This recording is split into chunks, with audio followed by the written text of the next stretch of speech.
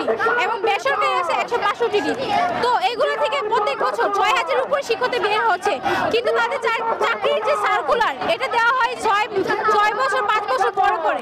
দেখা গেল সবার আর্থিক অবস্থা এক থাকে না, আমরা সবাই মধ্যবিত্ত ফ্যামিলি থেকে আসছি, তাদেরকে এই 4-5 বছর ফ্যামিলি চালিয়ে নিয়ে যেতে পারে না, তখন তাদের ভবিষ্যৎ এখানে শেষ হয়ে যায়।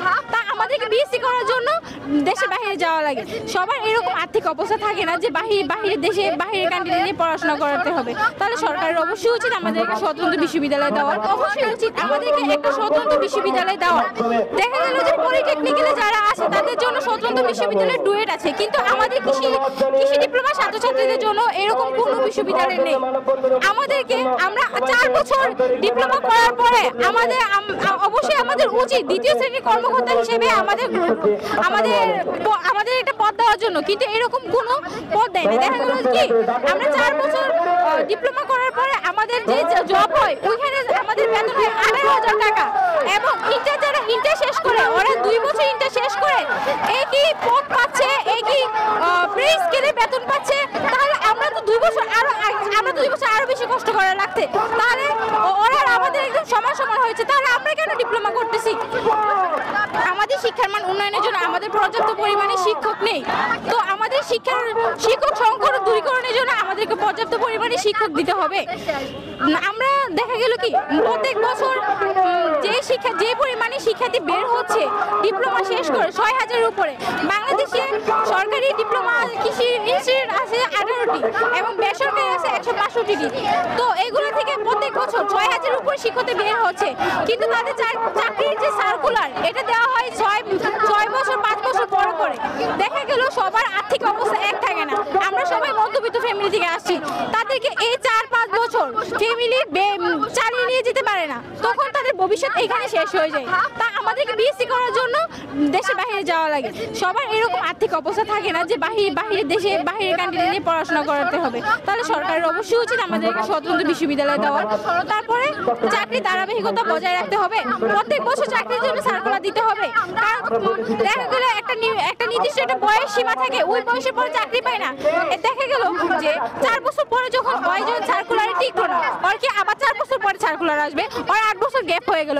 8 বছরে কি বেকারত্ব তো কে পোষণ করবে? ফ্যামিলির তো এত ক্রাইসিস, এই ক্রাইসিসের মধ্যে এগুলো পোষণ করতে হবে না, সরকারের বোঝা উচিত।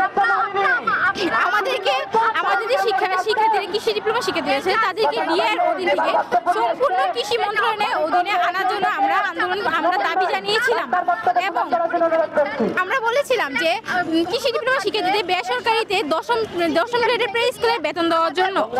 আর আমাদের আরো একটা দাবি ছিল যে আমরা যখন কৃষি ডিপ্লোমা শিক্ষার্থীদের চাকরি হওয়ার পরে 6 মাসের ফাউন্ডেশন ট্রেনিং এর ব্যবস্থা করে দেওয়ার জন্য।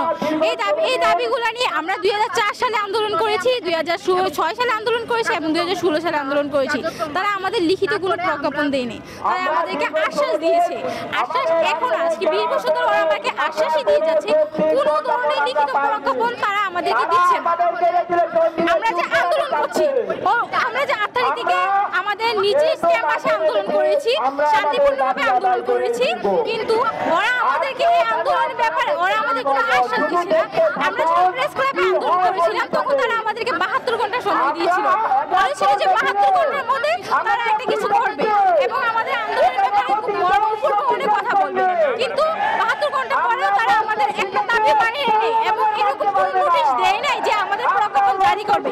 তার জন্য আজকে আমরা এখানে অবস্থান করেছি, যতক্ষণ পর্যন্ত আমাদের দাবিগুলো পূরণ না হবে আমরা আন্দোলন চালিয়ে যাব। আর আমরা পদক্ষেপ আস্তে আস্তে আরো বাড়াবো। প্রত্যেক এডিআই থেকে স্টুডেন্ট আসতেছে, সবাই একজোট হবে।